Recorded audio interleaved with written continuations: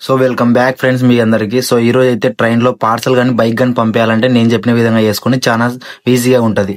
First అయితే bike RC, ఒక Aadhaar card ఉండాలి జిరాక్స్. సో దాంతో పాటు జనరల్ టికెట్ ఉండాలా. ఇక్కడ మనకి పార్సల్ చేస్తూ ఉంటారు అనమాట. వాళ్ళ దగ్గర పోయి ఆ రెండు ఇచ్చినప్పుడు వాళ్ళు అన్ని అప్లై చేసుకుంటారు.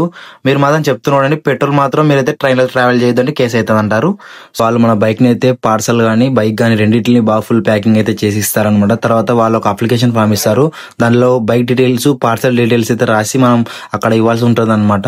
సో అదే ఎలా ఉంటుందంటే పేపర్ ఈ విధంగా అయితే ఉంటది అనమాట. ఈ విధంగా ఉన్నప్పుడు ఆ తర్వాత మన పార్సల్ ని కొంచెం వెయిట్ అనేది చెక్ చేసి వాళ్ళు అయితే ఆ వెయిటింగ్ అనేది దానిలో రాస్తారనమాట.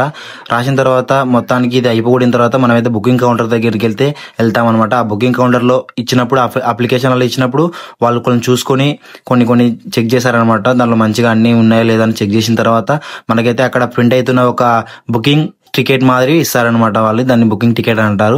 సో మనకు అది ఇచ్చినప్పుడు అలాగే దాంతో పాటు 2 స్టిక్కర్లు ఇచ్చేస్తారు మన ప్యాకింగ్ కి స్టిక్ చేయడానికి, అవి మనవో కాదు అని. తర్వాత అవి తీసుకుని అయితే మనమైతే వెళ్ళిపోతాం అనమాట. బైక్ కానీ పార్సల్ కానీ రెండు దానిలకి స్టిక్కరింగ్ అయితే చేసేస్తారు.